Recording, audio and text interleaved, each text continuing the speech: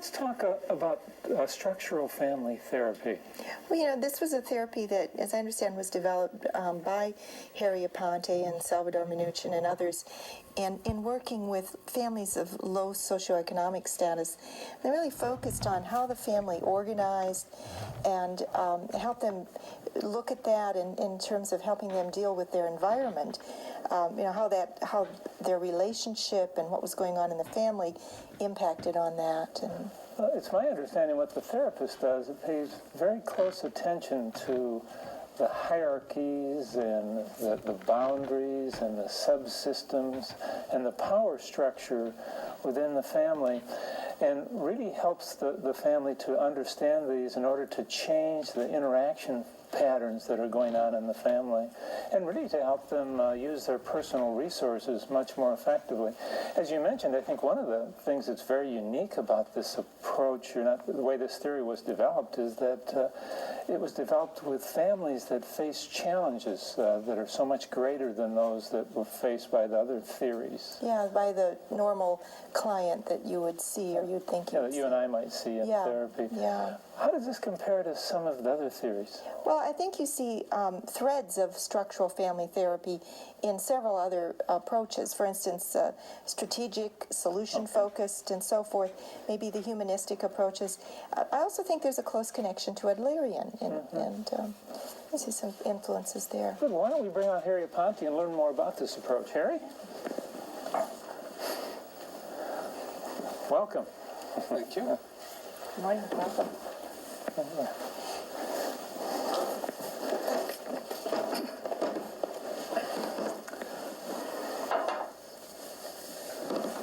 Well, Harry, just what is structural family therapy? It's a lot of things. Yeah. The reason I say it's a lot of things is because it depends on who you ask what it is. Well, let's hear Harry Aponte's. Okay. The heart and soul of it is in what you were saying, that it developed out of work with poor people, blacks, Puerto Ricans, experience that Minuchin and Braulio Montalvo and others had at the Wiltwick School for Boys in New York back in the 60s. So it's unique in that sense. This is a therapy that grew out of experience with a particular population and with the needs of that population. Well, just what does it do? What does structural family therapy? Structural, what it came out of was working with people who many came from underorganized, devastated communities, and from families that were also devastated from the social problems that they were confronting, from the heritage of generations of all kinds of social problems. So you had families that were not organized, families that were fractured, families that were barely holding together. Because of the societal challenges? Yes. Okay.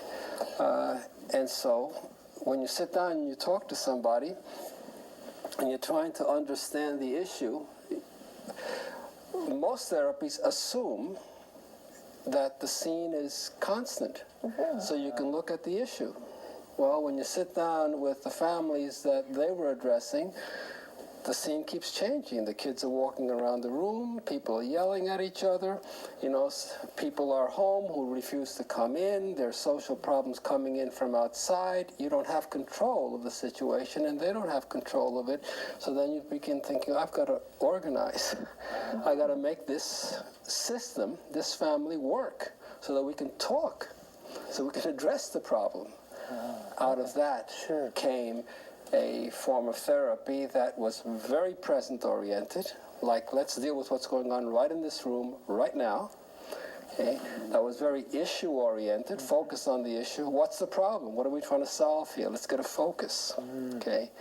And then if we're going to talk about this, let's get ourselves organized. Could you shut them up? Who's really in charge of this family? I want that person to talk. Okay? It's a pretty directive then. It's active. Active. You know, it's a therapy then that demands that the therapists get involved. I mean, if you sit back, you know, you just get swept into the turmoil. Yeah. You know, so then you have to be very active so that you can engage with people in such a way that they can focus, they can organize, they can mobilize themselves to make something happen. Well, you know, you talked about working with families that are low socioeconomic, you know, dysfunctional in a sense, our term. What about just average middle-class families? Does it work with them too, or people of different other types of cultures? And Yeah, I mean, other types of culture than blacks in Puerto Rico. yeah, not Hispanics, Orientals, whatever. Yeah. You know, if you look at the literature, the research and the work that was done after that phase, all moved into working with anorexia. Yeah. That's So then you were talking about middle-class families. Okay. So it obviously worked there. I think the way I look at it is that structure is just fundamental to all systems. People organize. Okay. And what the experience with working with poor families, with underorganized families, was that it forced us to pay more attention to structure than we would have ordinarily with the ordinary middle-class family. We would take it for granted, which we should not have. Yes. Okay? But I feel that we learned about structure. Through those families. Through those families. We were forced to pay attention to structure, and we were forced to pay attention to how structure is articulated in the way people relate to one another. Okay, so to me, it's a universal learning that is applicable to any therapy. Well, you mentioned probably the most difficult of groups to work with. Is that the area that it works best with? Is there a population that this doesn't work with? You know, I can't imagine that there's a population it wouldn't work with, because we're talking about something that's generic. You know, we're talking about paying attention to structure in human relationships. You know, and we're talking about understanding how that structure affects the functioning of that system. So that's going to go across cultures, across pathologies, everything. across everything. Right. This had got me thinking about, is there sort of a right structure, or is it paying attention to how the family structures and then helping them use that structure? You're talking philosophy. I know, I'm sorry. You know, is there a right structure? That, you know, that's. I think that question is the question of today. It's a question of values. Yeah. How much does that enter in? To me, it enters in quite a lot. Okay. Other people have said to me that's not really relevant to structural family therapy, so it depends on who you're talking about. How does it enter in for you, Harry? In your work? When you talk about structure, you're talking about something that is that's basic framework. It doesn't have a soul. Okay. And so if you're going to understand people, if you're going to understand their families, if you're going to understand their souls, you're going to connect with their souls, you have to understand what their values are, what their culture is, you know, what their spirituality is, what gives form and shape and meaning to their lives. So then how would you change your approach to match what the family members might bring, or the unique? It's not a matter of changing approach. It's a matter of relating at a human level to the human beings, to the people who are there. So you have the theory in your head that makes you sensitive to structure and how a system works. And within that framework, then you relate to that human being that's there, and you put yourself in that relationship with them, in that interaction with them. Do you get right in with the family? Do you join the family, or do you step back from the family and direct? Again, it depends on with whom you're talking. There are people who do structural family therapy that I don't even want to see it, because it's very mechanical. This is structure and these are the techniques and this is how you make these things happen. And to me it's not human. There's no soul to it. So I don't know how to do therapy without getting involved. But of course, our professional training also says no matter how much you get involved, there has to be a part of you that has to observe and that has to maintain discipline and control of you so that you can maintain your professional role. Okay. As I hear you talk about this, maybe it'd help me if you could talk about how you became, one with this approach. How did you become a structural family therapist?